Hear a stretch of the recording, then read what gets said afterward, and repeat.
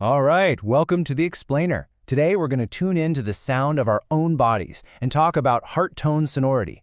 Now, that's just a fancy medical term for something you've known your entire life, the volume of your heartbeat. I mean, you've probably noticed it, right?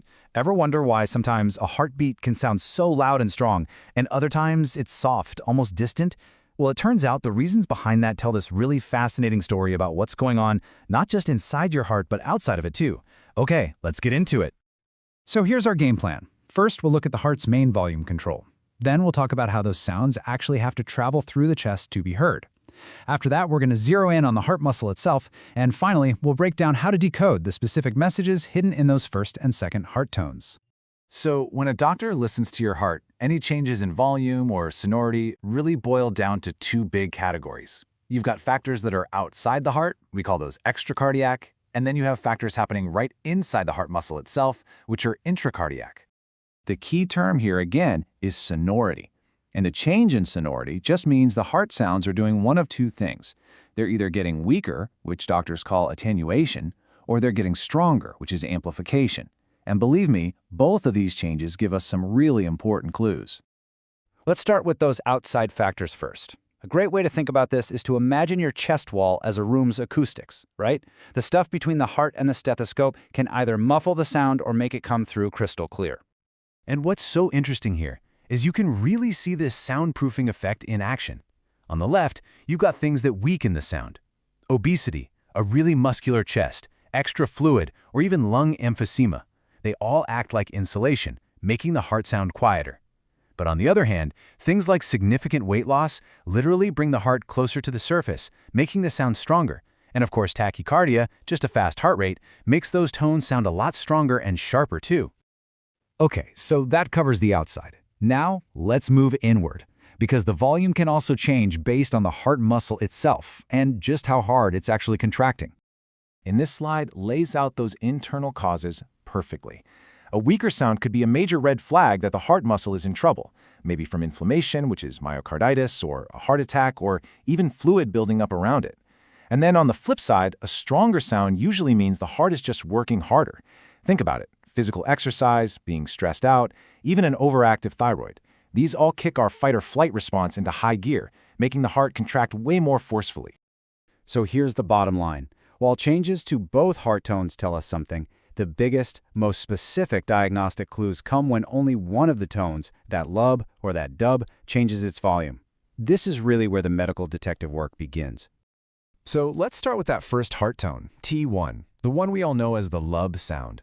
Its volume isn't just random. It's actually determined by a very specific set of factors. So what actually controls the volume of that lub? Well, it really boils down to 5 main things. First, the basic condition of the heart. The health of the valves and the muscle itself. Then there's how the blood is flowing, how much is filling the ventricles, and how easily the valve leaflets can move. And of course, we can't forget those external factors we just talked about, like what's going on in the chest wall. This table really organizes all of that for us. A weaker first tone could be a damaged muscle or a leaky valve. But get this, notice that ventricular hypertrophy, which is a thickened heart muscle, also weakens the sound. You'd think a bigger muscle would mean a louder sound, right? But actually, it makes the contraction a little longer and less sharp, which kind of muffles that lub. Now on the other side, a stronger first tone is often a sign of a fast heart rate or something like mitral stenosis, where a valve is narrowed and has to snap shut more forcefully. Okay, let's move on to that second tone, T2, the dub. Now, figuring out its volume is a little different. It's often all about comparison, listening to the sound over 2 different spots and seeing which one is louder. So if that dub sound gets weaker, it usually points to one of 3 issues. Either the valve leaflets themselves are damaged and can't close right, the blood pressure in the aorta or the pulmonary artery is low, or the valve opening itself is narrowed, which restricts the blood flow. And this brings us to a really crucial diagnostic idea, the accent of the second tone. This isn't about the overall volume. It's about whether that dub sound is noticeably louder over the aorta or over the pulmonary artery. It's all relative. So what does that comparison tell us? Well, if the accent, that louder sound, is heard over the aorta, it's often a sign of high blood pressure throughout the body's main circulatory system. But if that accent is louder over the pulmonary artery, it suggests high pressure specifically in the circulation of the lungs. And this can be caused by some of the conditions we've already mentioned, like a narrowed mitral valve or even emphysema. So, when you put it all together, it's pretty clear that the loudness of a heartbeat is way more than just background noise. It's this dynamic signal, a story that's being told with every single beat. And every change in that volume, whether it gets stronger or weaker, is like a critical new chapter in understanding the heart's health.